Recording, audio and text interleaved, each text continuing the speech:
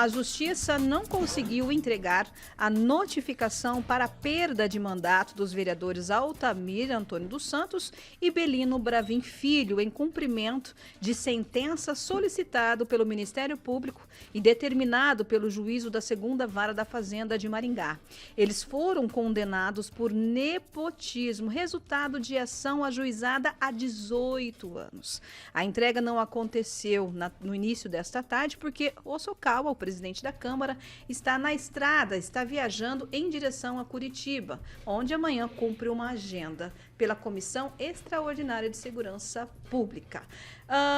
Calazans, essa ação, então, ela foi ajuizada há 18 anos e está difícil para ser entregue, hein? Pois é, está complicada a solução dela, né? A finalização total dela. Embora eu, inclusive, olhei no final da tarde o processo é público, né?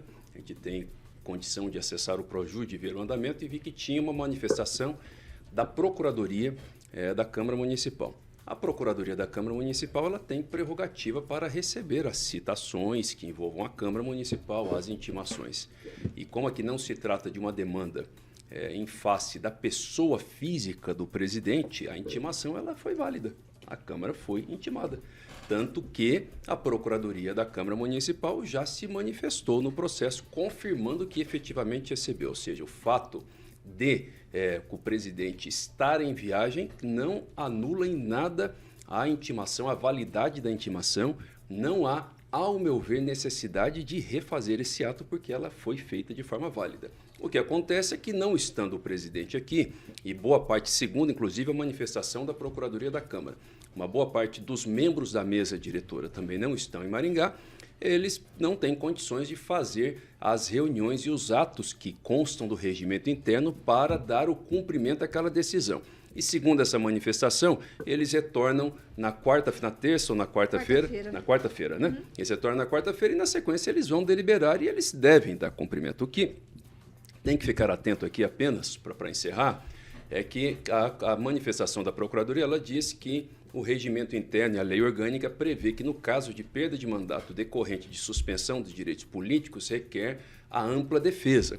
É claro, isso tem que ser respeitado, se tem que intimar os vereadores para que eles se manifestem. E é um prazo curto, se não me engano, é um prazo de 3 dias e depois a mesa é obrigada a deliberar em 48 horas. Então, conclusões. Estamos, sim, na finalização do processo e, segundo, a lei orgânica, ela diz assim, de forma clara, que, havendo suspensão dos direitos políticos, a perda do mandato pode ser decretada de ofício.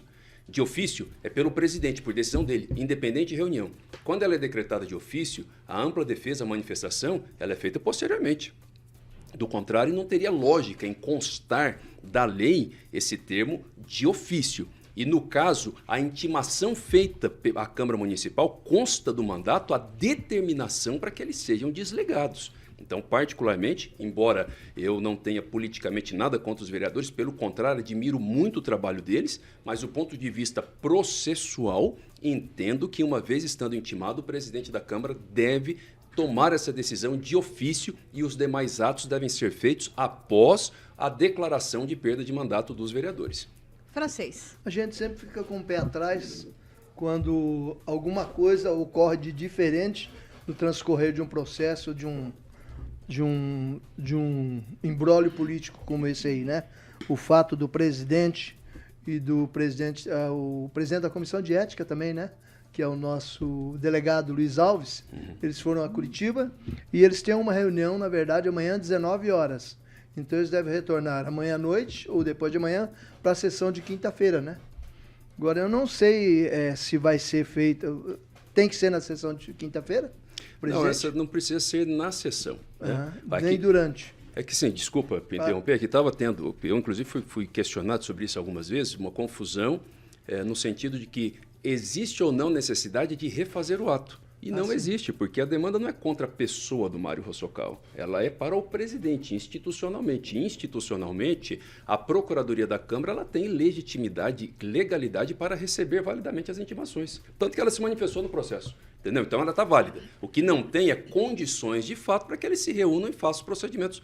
Isso é perfeitamente compreensível, então tão logo eles retornem para a sessão, esses procedimentos devem ser cumpridos. Na verdade, a pena, graças a lendária morosidade da justiça do Brasil, a pena com relação a direitos políticos, ela vai pegar principalmente esses 2 vereadores que têm mandato. Outros que ficaram para trás, inclusive até o Chico Caiano, até que já está no outro andar, né?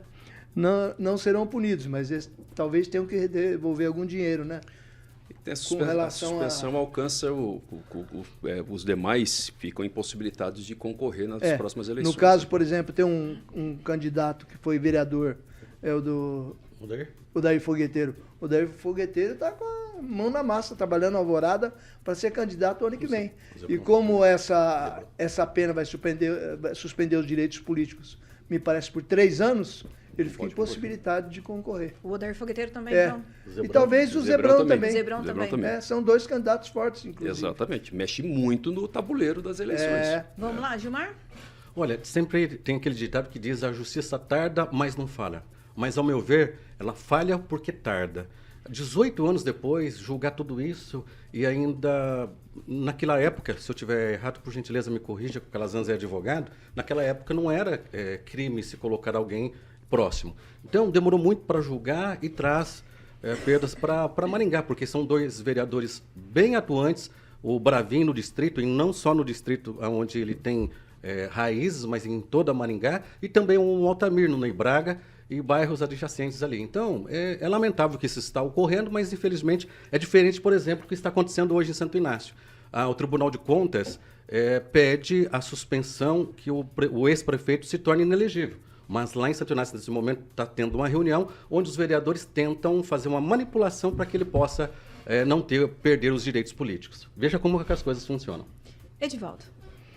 Pois é, a gente já fez a defesa de ambos os vereadores, tanto o Bravin quanto o Altamir são vereadores bastante exitosos no mandato. São dos mais ativos da atual gestão. Vejam só, né? Quase na proximidade da eleição, o cara perde o mandato e não pode concorrer, né? Se a pena é justa ou não, injusta, que a legislação aplicada seja correta, mas a nossa percepção, a minha particularmente, em função, né, isso não reduz a pena de ambos, mas a gente vai perder 2 importantes vereadores. Eu falo especificamente do Altamir, que faz um trabalho fantástico lá para o lado do Ney Braga, naquela região da cidade lá. É líder. E o Bravin é o dono de Floriano e sempre em defesa, né? Assim, a gente fala essa questão de que vereador representa a cidade, mas isso não é verdade. Os vereadores representam as regiões em que eles atuam. Viu, Edivaldo? Né? Eles somam cerca de 50 anos de mandatos de vereadores. Você tem aí como vereador. E aí os 2 que vão... que são suplentes, é a professora Vera Lopes e o Jean Marques. O Jean Marques é procurador do município, eles são os 2 que assumiriam essa vaga. É lamentar, né? Depois de 18 anos, você apenar 2 vereadores sem margem para que eles possam disputar as eleições, né? Agora em 2024. E, de fato, há um movimento lá no Alvorada, eu sempre defendo o Alvorada, curiosamente é o bairro e a região mais populosa da cidade, que mais voto tem na cidade, e não tem um vereador de ofício assim que represente aquela região. Tanto o Fogueteiro quanto o Zebrão, né, estão fazendo corre lá, tentando se viabilizar para disputar as eleições, mas essa decisão os tira do páreo, lamentavelmente também. Enfim, se reorganiza o tabuleiro, né, Calazans? Começa a reorganizar, já está reorganizando, a gente vai ter muita surpresa por aí. Lembrando que a Câmara passa a ter 21 vereadores a partir de 23, não? 23 vereadores, desculpa. Mexe muito no tabuleiro. Mexe muito. Então, você tem uma série de situações aí que vamos ter muita surpresa. Vamos esperar para ver.